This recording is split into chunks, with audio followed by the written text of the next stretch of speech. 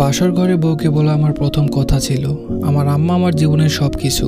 আমি হয়তো আমার আম্মার থেকে বেশি কাউকে ভালোবাসতে পারবো না, কিন্তু আমি চেষ্টা করব তোমাকে তোমার জায়গায় সর্বোচ্চ ভালো রাখার, ভালোবাসার। প্লিজ আমার আম্মাকে কোনোদিন কষ্ট দিও না। বউ আমার দিকে ড্যাব ড্যাব করে তাকিয়ে রইল, কিছু বলল না। বয়সে ছোট মেয়ে, কষ্ট পেলো নাকি পেলো না ঠিক বুঝতে পারলাম না। আমি বিছানায় বসতে এসে একটু সরে গিয়ে জায়গা করে দিয়ে বলল, আচ্ছা আপনি কবে চলে যাবেন? আমি একটু অপ্রস্তুত হয়ে বললাম, আসছি তো 5 মাসের ছুটিতে। মেয়ে দেখতে দেখতে তো 1 মাস চলে গেল, বলতে পারো গুনে গুনে 4টা মাস আসি। এরপর আমি আমতা আমতা করে জিজ্ঞেস করলাম, আমি তোমার নামটা ভুলে গেছি, কি যেন ডাক নাম তোমার? বলল রিনি। নাম বলেই খিলখিল করে হাসতে লাগলো আর বিড়বিড় করে বলল, আল্লাহ এ কেমন বর, বউয়ের নাম জানে না। সিঙ্গাপুরে থাকার সুবাদে বহু সুন্দরী মেয়ে জীবনে দেখার সুযোগ হয়েছে, কিন্তু খিলখিল করে হাসলে একটা মেয়েকে এত ভয়ঙ্কর সুন্দর লাগতে পারে জীবনে প্রথম উপলব্ধি করলাম।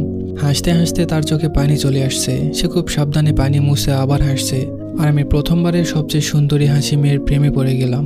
আমার পুরো জীবন ঋণীময় হয়ে গেল। বয়স কম হলেও প্রচণ্ড গুছানো আর মিশুক একটা মেয়ে, পুরো বাড়ির কাছে একা হাতে সামলাতে পারে। আমার মা বোনের আরাম আয়েশের দিন ফিরে এলো। এতে অবশ্য ঋণের কোনো আফসোস নেই। আমি যতদিন থাকলাম ঋণীকে সাহায্য করলাম। আমার যেদিন ফ্লাইট ছিল তার 3 দিন আগে থেকে রিনির চোখ মুখে আধার নেমে আসে। আমি টের পাই, সে বাথরুমে গিয়ে কাঁদে, রান্নাঘরে বারান্দায় আড়ালে গিয়ে কাঁদতে থাকে, আর আমার সামনে স্বাভাবিক হওয়ার ভান করে।